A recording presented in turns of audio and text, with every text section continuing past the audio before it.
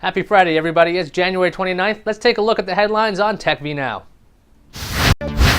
Fujitsu and Apple are fighting over the iPad name. Fujitsu had the trademark on iPad, but let it lapse in 2009. There's a third company involved that picked up the trademark when Fujitsu abandoned its mark. Apple actually does not have a registered trademark for the term iPad either. A similar thing happened back when Apple introduced the iPhone, while Cisco had the trademark for that name.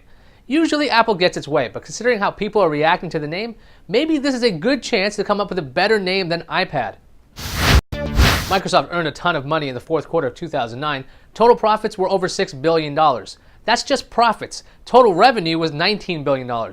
What fueled this huge quarter? Windows 7, which was released in October of last year. It wasn't all great news out of Redmond, though. Its online division's revenue dropped a little, and Xbox sales were down 13% when compared to 2008. In a blog post on Adobe's Flash Platform Blog, the company called out Apple in a post entitled, "Apple's iPad, a broken link?" While happy that Apple supported technologies that Adobe had a hand in, such as PDF and EPUB, they are ticked that Apple is not including Flash support on the iPad.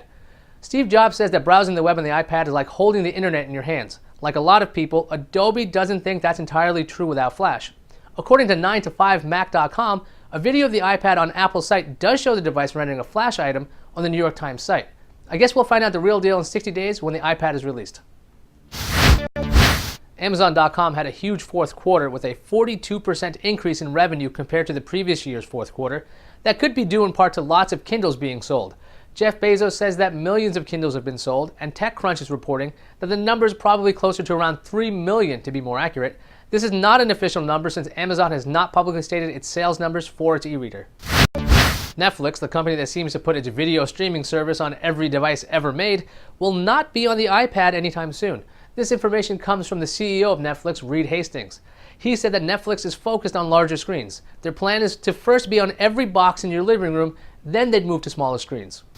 And that's what's important in tech right now. A programming note, there will be no episode of The Bottom Line today, but it will return on Monday. I'm Ayaz Akhtar, and I'll see you later.